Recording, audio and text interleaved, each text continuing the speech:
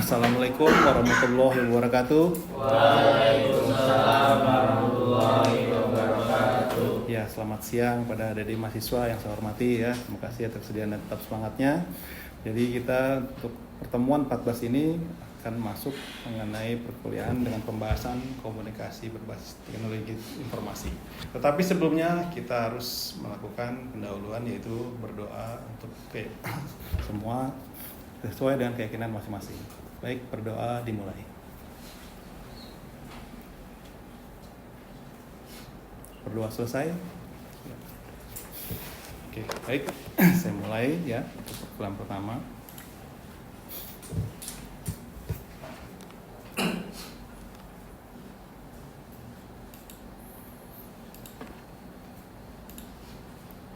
Oke, kita masuk ke pertemuan 14, yaitu pembahasan mengenai komunikasi berbasis teknologi informasi.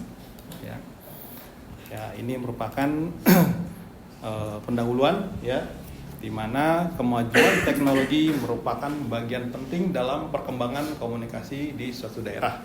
Ya, jadi dengan adanya kemajuan teknologi itu memungkinkan perkembangan ya, baik hal apapun termasuk komunikasi terhadap di suatu daerah. Ya.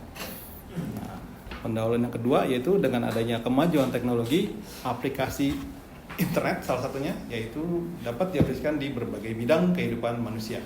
Ya. Nah, yang ketiga yaitu internet menjadi sarana komunikasi global yang digunakan oleh hampir setiap orang dan juga setiap organisasi. Ya.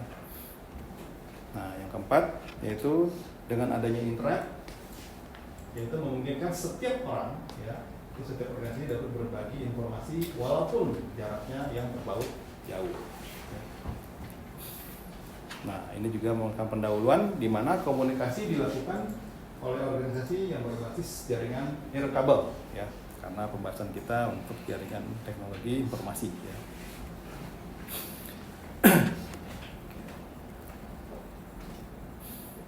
Nah, berikut ini yaitu tujuan yang ingin dicapai dalam pembahasan kali ini ya. Yaitu yang pertama di sini ingin dicapai yaitu mahasiswa dapat memahami adanya internet sebagai sarana komunikasi. Yang kedua, mahasiswa dapat memahami fungsi internet. Yang ketiga, mahasiswa dapat mengetahui dan memahami fasilitas yang ada pada internet ya.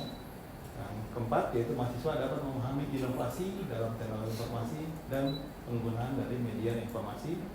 Kelima, mahasiswa dapat memahami komunikasi organisasi berbasis jaringan kabel baik intranet atau ekstranet ya. Nah, ini juga termasuk bagian juga yaitu mahasiswa memahami arti dari komunikasi internet dan juga arti komunikasi ekstranet ya. Oke, komunikasi berbasis internet. Nah, kita lihat di sini ya. Kecepatan dan efisiensi dalam komunikasi, terutama komunikasi, ditentukan oleh kemampuan organisasi ya. Jadi ketika kecepatan dari komunikasi antar satu daerah dan yang lain atau dengan suatu organisasi dengan organisasi lain itu juga tergantung dari kemampuan dari organisasinya ya. Artinya dari sarana prasarananya, dari orang-orang atau dari anggota dari organisasi itu juga bagaimana mengaksesnya ya, informasinya juga bentuknya seperti apa ya. Nah, itu semua dari kemampuan organisasi ya. Nah, perkembangan teknologi informasi itu sangat cepat saat ini ya. Jadi benar-benar demikian cepat sejalan dengan peradaban manusia. Artinya ketika kita lihat bahwa sekarang itu memungkinkan ada yang namanya video conference ya, juga teleconference ya. Jadi juga peradaban manusia pun juga menyeimbangkan semuanya ya. Nah, seperti itu. Nah, untuk keperluan komunikasi baik itu internal atau eksternal, nah ini ya, jadi organisasi itu biasanya menggunakan teknologi komputer ya, di antaranya surat menyurat, gambar, grafik, pengiriman teks, dan lainnya ya. Di mana teknologi komputer tersebut juga merupakan bagian dari teknologi informasi ya. Karena pada dasarnya yang dimaksud teknologi informasi yaitu merupakan gabungan ya. Jadi antara teknologi elektro, ya, teknologi komputer dan sistem informasi. Nah, ini merupakan gambaran ya dengan adanya sistem pada komputer ya, di mana secara garis besar ya komputer itu yaitu terdiri dari hardware dan software ya, kita secara umum ya. Nah, RSH sendiri terbagi atas 3 secara umumnya, yaitu CPU, keyboard, dan monitor. Ya. Nah, CPU ini itu ada yang namanya fungsi arithmetic unit dan ada yang fungsi dari logical unit. Ya. Nah, sedangkan software, ya seperti kalian lihat bahwa software itu terbagi 2. Ya. Ada yang namanya operating system, ada yang namanya application. Ya. Nah, hal itulah yang menjadikan perkembangan ke arah teknologi informasi, ya, semua berbasiskan komputer. Ya. Saat ini inovasi terus dikembangkan, ya, baik dari sisi komputer, baik di sisi telekomunikasi, ya, sehingga salah satunya memunculkan yang namanya ponsel cerdas atau smartphone. Ya. Sampai di sini dulu. Ada yang tanyakan? Mungkin yang belakang, Mas, yang belakang ada yang tanyakan? Oke. Mas, ada yang tanyakan? Ini izin tanya Pak. Ya.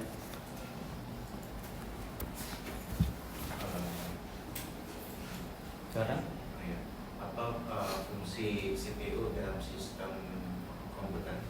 Ya, jadi di sistem komputer itu kan terbagi atas 3, ya, secara tata keras. Nah, di dalamnya ini dia mempunyai fungsi, ya, yaitu sebagai unit aritmatika, yaitu sistem kalkulasi perhitungan, dan juga untuk unit logical, artinya sistem-sistem yang berbasis logika.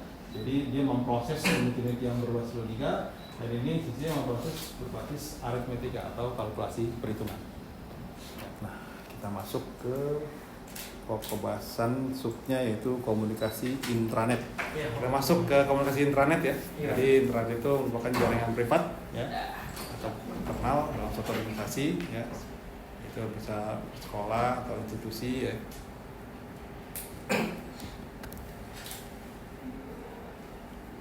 Oke. Di mana dia menggunakan jaringan berbasis TCP/IP, ya.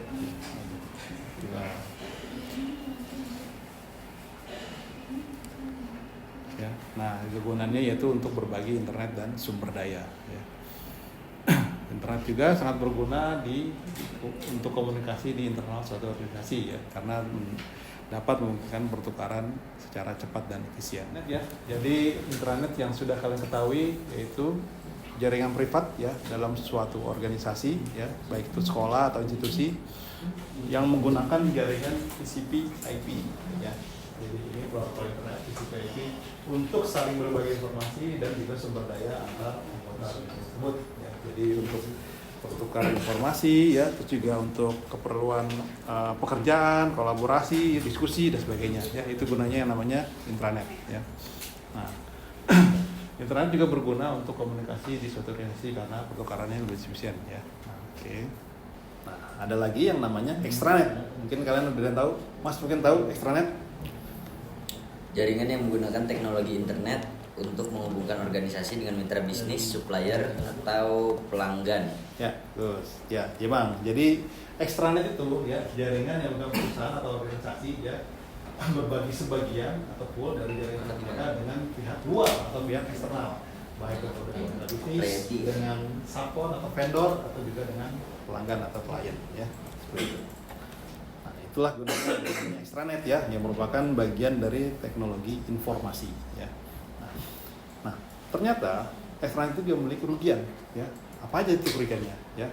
Yaitu adanya modal yang cukup besar, ya. Jadi dengan ingin membangun suatu extranet, ya, kita butuh yang namanya belanja modal. Nah, masih di sini modal untuk membangun extranet ini tidak murah, ya. Jadi benar-benar harus mengeluarkan kocek, ya, untuk yang sifatnya dengan extranet itu besar, ya. Yang kedua yaitu sistem security atau keamanan data. Jadi benar-benar yang tadi saya bilang bahwa ketika kita menerapkan extranet, ya, itu yang perlu kita lakukan, ya, kita amankan dalam arti sistem security, yaitu keamanan data atau keamanan informasi. Kenapa? Karena memang informasi ini sangat penting sekarang, ya. Apapun yang ada update informasi terbaru dan siapa yang megang, itulah kuncinya, ya. Karena ini bisa kemana-mana efeknya, ya, dengan adanya keamanan data yang bocor, ya. Seperti itu. Ini merupakan beberapa jenis dasar eksternal, ya, jenis dasar jaringan eksternal atau extranet.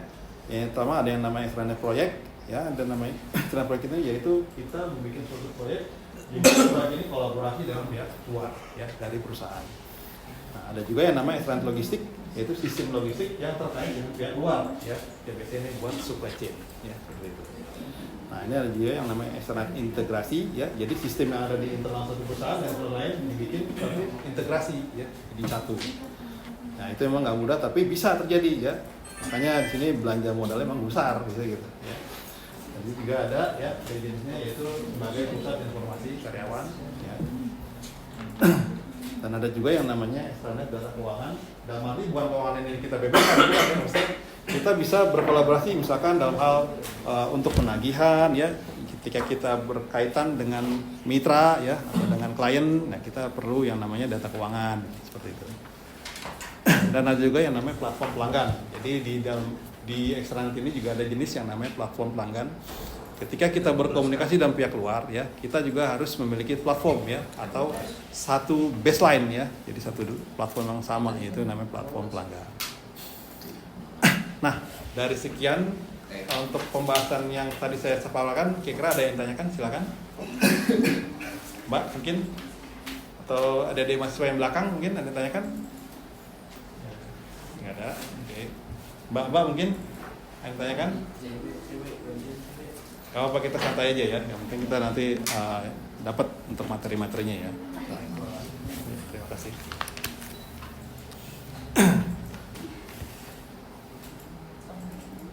Oke, dari beberapa paparan saya beri ringkasan sebagai berikut, ya, yaitu internet itu menjadi kekuatan komunikasi global, ya, di setiap orang atau organisasi.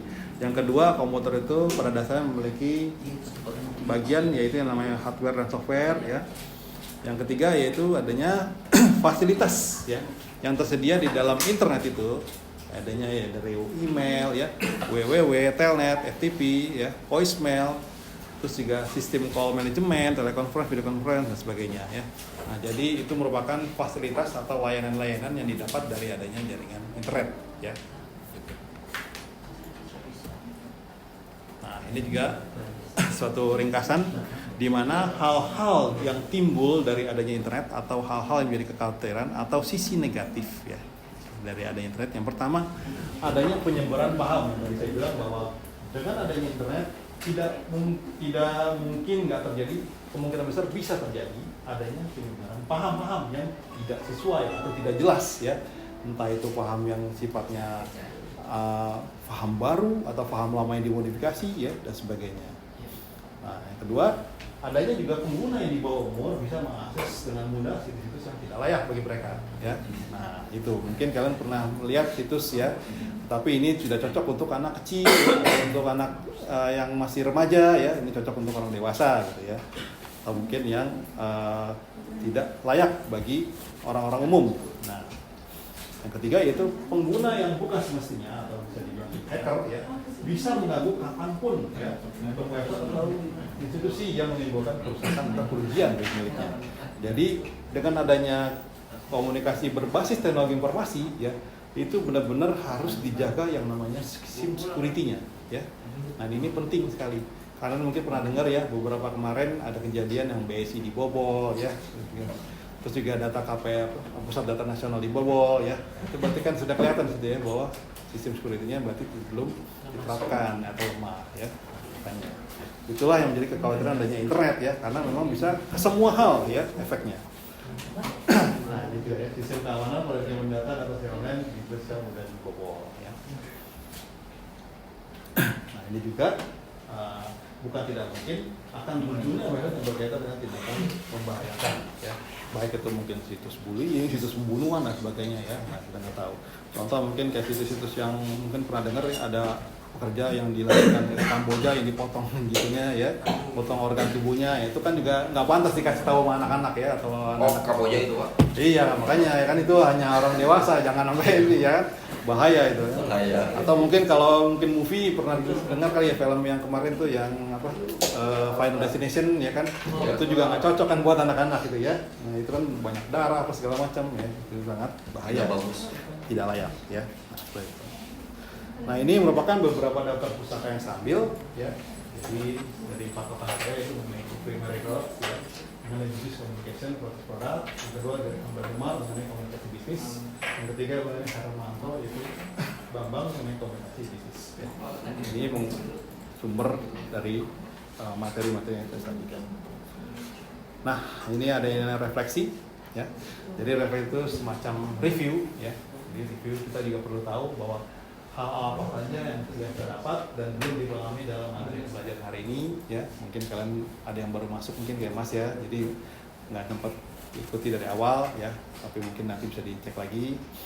Terus juga di sini pada dasarnya kita hanya membahas masalah internet, intranet dan extranet. Itu intinya, ya. Jadi kalau semua yang terrelasi dengan komunikasi. Ya. Nah, yang kedua kita perlu bikin review bahwa terdapat situs-situs pemerintah yang berfasilitas. Sebenarnya itu fasilitas itu apa aja sih dan bagaimana sih security-nya? Itu kita perlu tahu juga, ya, perlu kita review. Karena bukan apa-apa, kadang-kadang pemerintah tuh membuat suatu situs tapi berapa lama bobol, berapa lama susah diakses atau mungkin ngehang atau apa ya gitu kan. Ya error ya gitu. Makanya saya berapa kali pernah gitu kan ketika saya Kemdikbud gitu untuk mengajukan penelitian pas hari H itu luar biasa itu kita mau ngupload aja gagal mulu. Iya itu biasa begitu, situs pemerintah emang ada-ada aja kayak gitu ya. Emang susah kalau emang gak di ini ya, nggak di maintain dengan baik ya, atau security nggak diperhatikan baik. Nah itu perlu kita review ya. Juga kita perlu juga mengantisipasi atau membuat perencanaan langkah-langkah antisipasi. Jadi dengan adanya muncul yang paham-paham nggak jelas, situs-situs yang mungkin tidak layak, terus juga kemudian anak-anak di bawah umur mengakses situs ya. Nah itu bagaimana langkah-langkah kita mengantisipasi hal itu ya. Kita sebagai yang sudah berumur dewasa ya, tentu kita sebagai yang adik-adik yang kita miliki harus kita awasi ya. Bagaimanapun tetap perlu yang namanya kontrol ya. Itu dia. Nah, tugas nanti akan saya share ya. Ini akan saya share. Nah ini hanya polling, saya cuma hanya ingin memaparkan ya bahwa bagaimana untuk ini ya. Nah selesai. Sampai sini ada yang ditanyakan, silakan. Mungkin dari Mas yang baru datang nih, Mas Adam ya. Arjan. Oh Arjan, ya. Oh Arjan, oke. Mas Adam ya. Oke, silakan. Cara menghindari internet, apa sisi negatif internet? Ya, jadi memang bagus pertanyaannya. Jadi memang kita nggak munafik ya bahwa sekarang ini banyak sekali efek-efek yang terjadi ya. Jadi misalkan adanya kekerasan atau mungkin situs yang nggak layak ditonton ya. Nah, bagaimanapun kita perlu juga merencanakan antisipasi seperti halnya kita kontrol ya dari hal yang akan dilihat di dalam internet itu apa aja oleh anak-anak atau adik-adik kita yang di bawah umur. Terus juga sistem security kita perlu yang menambahkan yang namanya firewall, antivirus ya, atau juga anti spyware, malware dan sebagainya ya dari sisi internal kita. Tetapi dari sisi juga internet, artinya penyelenggara internet publik pasti mereka sudah memiliki, tetapi kita perlu menambahkan di sisi kitanya ya, baik itu komputer digunakan oleh adik kita atau kita sendiri atau juga mungkin yang lain menggunakan ya, perlu kita yang namanya ada proteksi. Nah seperti itu ya. Silakan jika ada yang lain. Belum ada. Oke.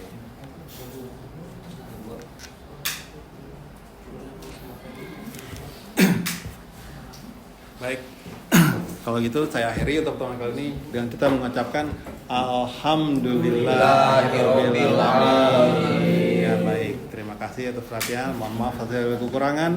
Wassalamualaikum warahmatullahi wabarakatuh. Waalaikumsalam warahmatullahi